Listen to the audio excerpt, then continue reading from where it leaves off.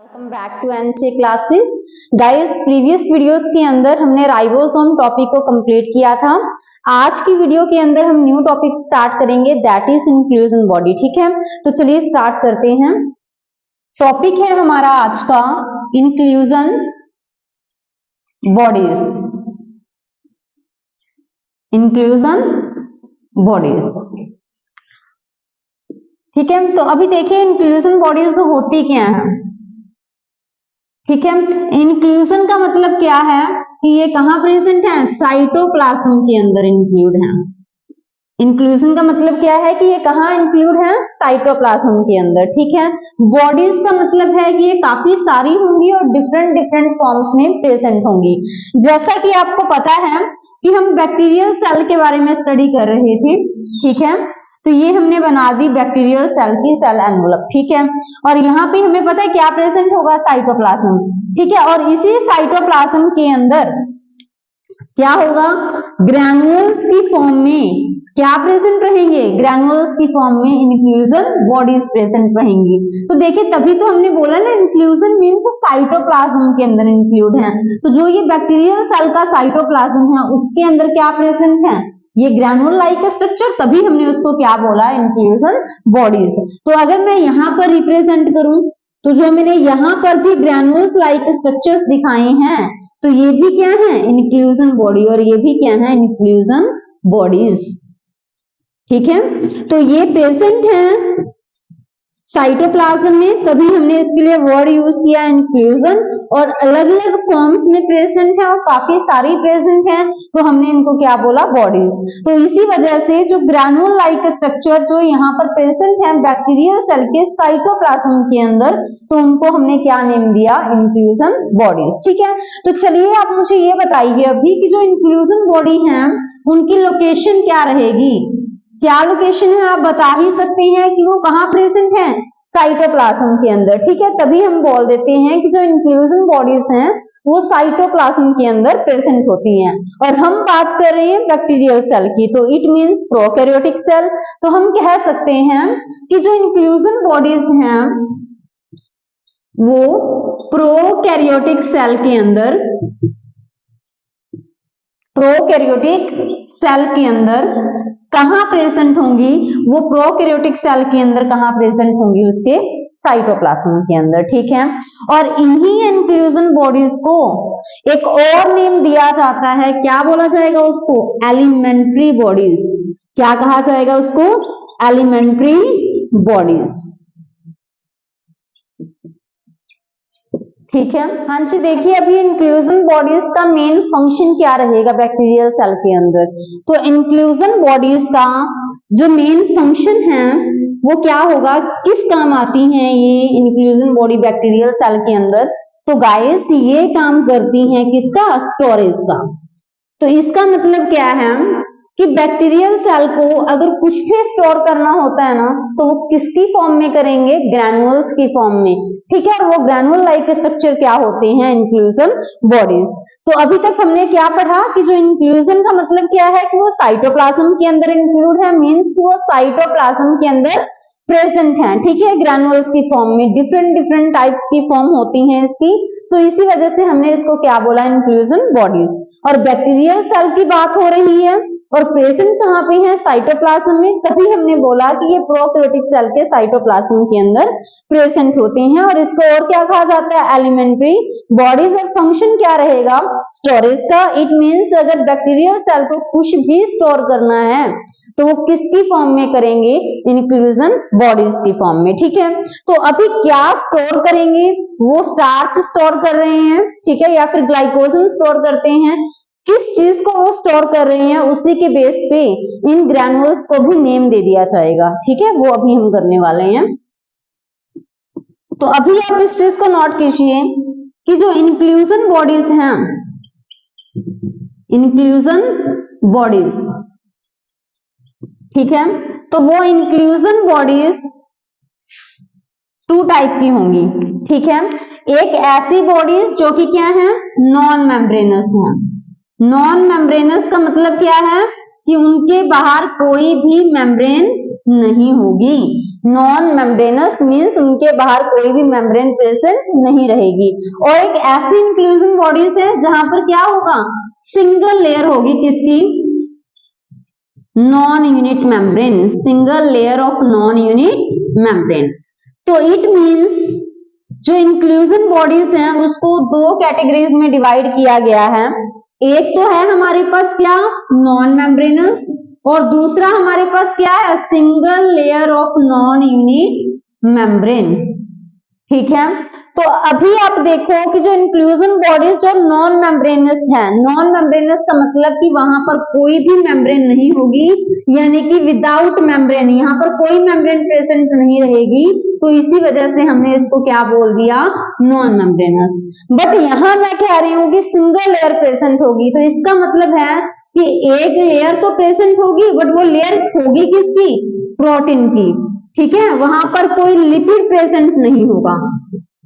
ठीक है, लिपिड वहां पर प्रेजेंट नहीं होगा, बट प्रोटीन वहां पर प्रेजेंट होगा। तो इट मीन्स जो इंक्लूजन बॉडी है ऐसी भी है जिनके बाहर कोई भी मेम्ब्रेन नहीं होती, ऐसी भी है जिनके बाहर मेम्ब्रेन तो होगी बट वो प्रोटीन की होगी, उसके अंदर लिपिड प्रेजेंट नहीं रहेगा। ठीक है, तो अभी आप इनके एग्जांपल नोट कीजिए कि जो नॉन मेम्ब्रेनस के अंदर क्या एग्जांपल आएंगे, और जो सिंगल लेयर जो प्रोटीन की बनी होती है उनके अंदर क्या क्या एग्जांपल आएंगे। तो आप नोट कीजिए, फर्स्ट एग्जांपल यहाँ पे फॉस्फेट ग्रैन्युल्स, फॉस्फेट ग्रैन्युल्स, और फॉस्फेट ग्रैन्युल्स को ही हम और नेम से भी बुलाते हैं। जो ये फॉस्फेट ग्रैन्युल है ना, उसी को हम और नेम से भी बुलाते हैं, दैट इज वोलुटिन ग्रैन्युल्स। ठीक है, तो आप इस चीज को देखिए, यहाँ पे नाम से ही पता चल रहा है कि जो फॉस्फेट ग्रैन्युल है वो किस चीज को स्टोर करेगा, वो स्टोर करेगा किसको, फॉस्फेट को। ठीक है, अगर फॉस्फेट को स्टोर कर रहा है तो उसको हम क्या कहते हैं, फॉस्फेट ग्रैन्युल। ठीक है, मैंने आपको पहले भी बोला था कि क्या जो ये ग्रैन्युल हैं वो किस चीज को स्टोर करते हैं, इन बैक्टीरियल सेल, उसी के बेस पे हम इसको नेम देंगे। ठीक है, अगर उसने फॉस्फेट को स्टोर किया है देन हम कह सकते हैं कि it is a phosphate granule. Next देखिए, ग्लाइकोजन ग्रैन्युल।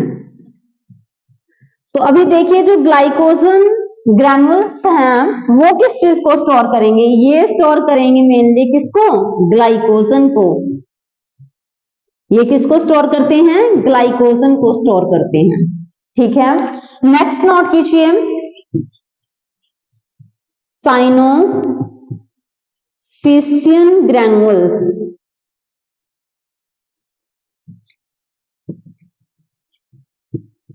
देखिए साइनोफाइसियन ग्रैन्युल्स ये किस चीज को स्टोर करेंगे, तो आप यहीं से टिक कीजिए, साइनोफाइसियन ग्रैन्युल्स स्टोर करेंगे साइनोफाइसियन स्टार्च को।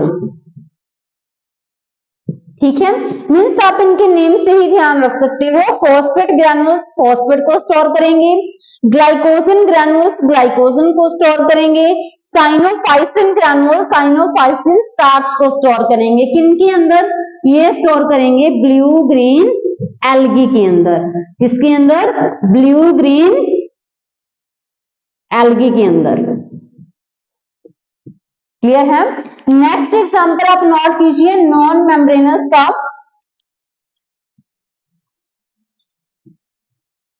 Gas vacuole. ठीक है, गैस वैक्यूल्स ये भी किसके अंदर आएंगे, नॉन मेम्ब्रेनस के अंदर, जो कि हम नेक्स्ट स्लाइड के अंदर। चलिए करते हैं गैस वैक्यूल के बारे में। गैस वैक्यूल, ठीक है, जो कि किस कैटेगरी में आएगा, नॉन मेम्ब्रेनस। ठीक है, तो अभी देखिए कि जो गैस वैक्यूल्स हैं, तो गैस वर्ड से ही पता चल रहा है कि ये एटमॉस्फेरिक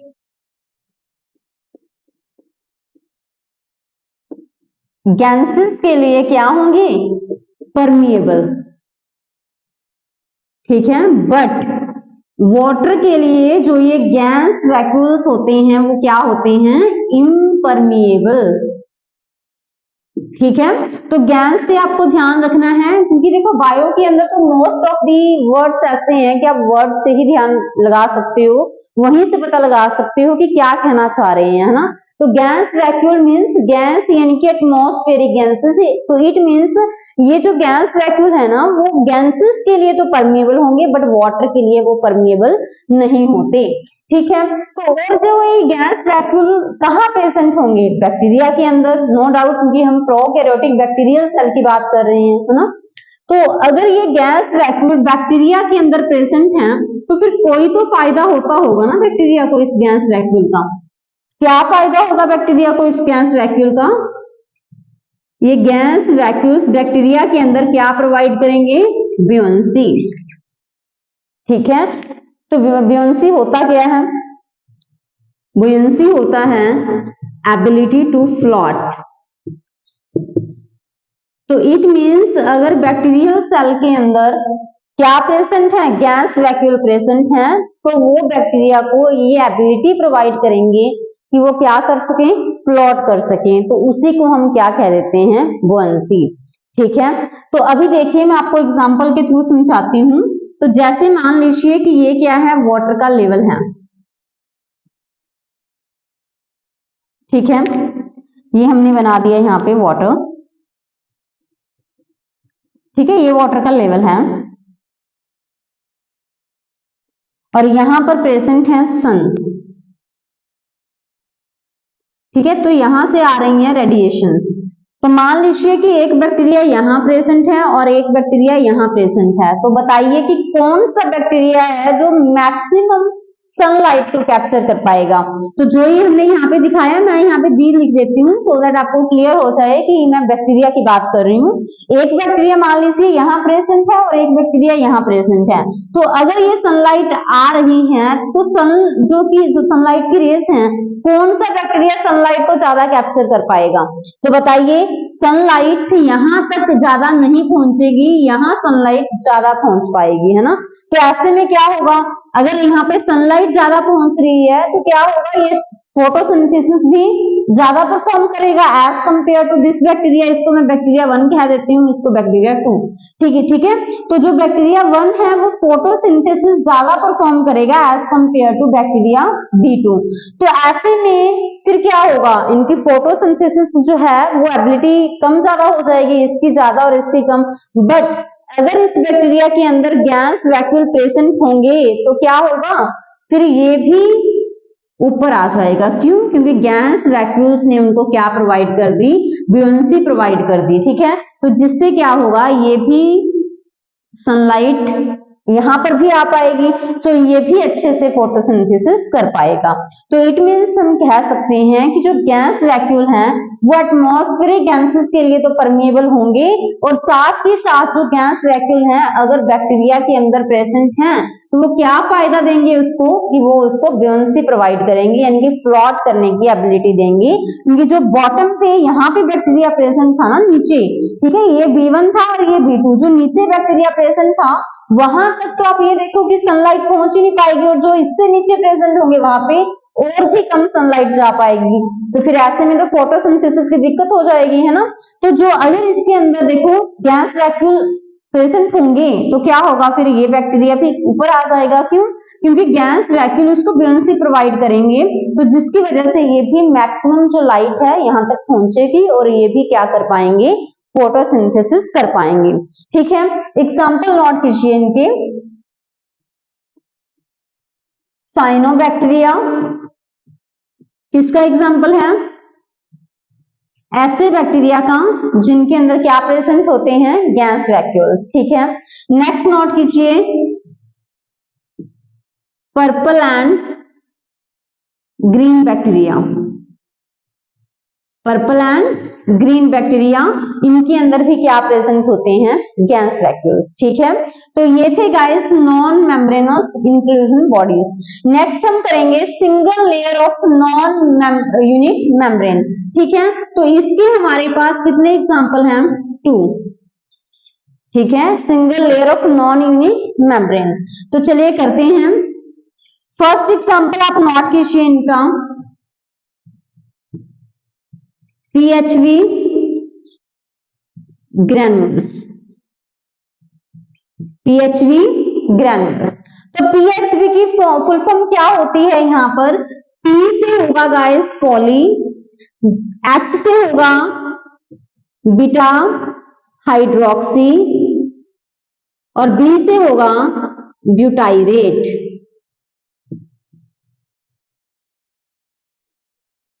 ठीक है, PHV ग्रैन्युल्स का मतलब क्या है? P means poly, H means hydroxy, B means butyrate, यानी कि पॉली बीटा हाइड्रोक्सी ब्यूटाइरेट ग्रैन्युल्स किसको बोलते हैं हम? PHV ग्रैन्युल्स को। ठीक है, किस चीज में हेल्प करते हैं?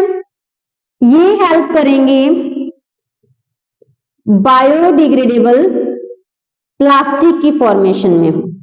किसमें हेल्प करते हैं ये? बायोडिग्रेडेबल प्लास्टिक की फॉर्मेशन में। ठीक है, सेकंड एग्जांपल आप नोट कीजिए,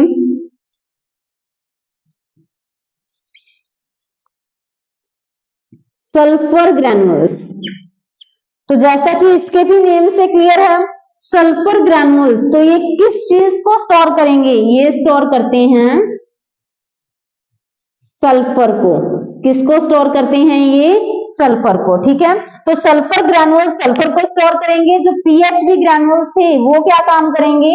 वो काम करते हैं बायोडिग्रेडेबल प्लास्टिक की फॉर्मेशन में। ठीक है, तो चलिए एक बार रिकैप कर लेते हैं। इंक्लूजन बॉडीज को हमने 2 टाइप्स में डिवाइड किया था, नॉन मेम्ब्रेनस और एक ऐसे टाइप जिसके अंदर सिंगल मेम्ब्रेन प्रेजेंट थी, बट वो लिपिड की नहीं होगी, वो किसकी होगी?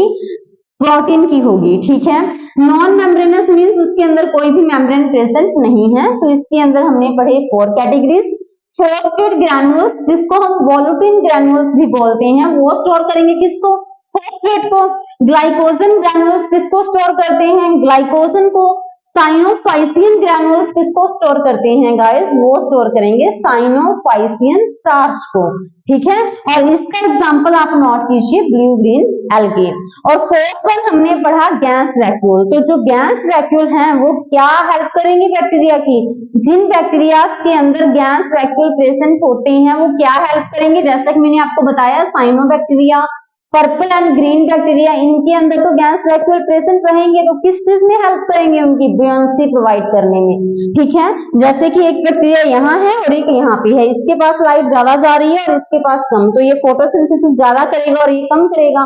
तो अगर इनके अंदर गैस वैक्यूल प्रेजेंट है तो वो इनको बुयांसी प्रोवाइड करेंगे, जिसकी वजह से ये भी ऊपर आ जाएगा, फ्लोट करेगा और मैक्सिमम सनलाइट ये भी क्या कर पाएगा? ले पाएगा और फोटोसिंथेसिस परफॉर्म कर पाएंगे। ठीक है, नेक्स्ट देखिए, जो single layer of non unit membrane, जिसके अंदर मेम्ब्रेन होगी बट वो प्रोटीन की होगी, नॉन लिपिड होती है, मींस लिपिड की नहीं होती। तो इसके अंदर आप पढ़ोगे PHV ग्रैन्युल्स। ठीक है, जिसको हमने पॉली बीटा हाइड्रोक्सी ब्यूटाइरेट ग्रैन्युल्स बोला, और सेकंड हमने पढ़ा सल्फर ग्रैन्युल्स के बारे में। ठीक है, तो गाइस ये था इंक्लूजन बॉडीज के बारे में। इंक्लूजन बॉडीज का जो लेक्चर है वो हमारा आज कंप्लीट हो चुका है। नेक्स्ट वीडियो के अंदर हम नेक्स्ट टॉपिक को स्टार्ट करेंगे। ठीक है, अगर इस वीडियो के रिगार्डिंग आपको कोई भी डाउट है या फिर कोई भी प्रीवियस वीडियो अगर आपने नहीं देखी है तो पहले तो अपन वीडियो को जाकर देखिए। ठीक है, क्योंकि अगर आप सीरीज में पढ़ोगे तो आपको जो टॉपिक है वो समझ आएंगे, क्योंकि टॉपिक सारे इंटरकनेक्टेड होते हैं, लिंक होता है इनका आपस में। तो जिस भी वीडियोस के अंदर आपको कुछ भी डाउट है तो आप कमेंट सेक्शन में राइट कर सकते हो। ठीक है, और कमेंट सेक्शन के अलावा मैं आपको ये भी बताना चाहती हूँ कि आपके लिए ही हमने व्हाट्सएप जो ग्रुप भी बनाया है, तो आप अपना डाउट है वहां पे भी ड्रॉप कर सकते हो। अगर मुझे लगा कि आप बाय मैसेज भी समझ जाओगे मैं वहीं पे रिप्लाई दे दूंगी, बट अगर मुझे लगा कि मैसेज के थ्रू आप नहीं समझ पाओगे तो उसके लिए मैंने जो योर डाउट माय सॉल्यूशन जो सीरीज है वो स्टार्ट की हुई है, तो उसके थ्रू आपको वीडियो प्रोवाइड कर दी जाएगी। ठीक है, अगर आप चैनल पे न्यू हैं तो आप चैनल को सब्सक्राइब जरूर कीजिएगा। Thank you.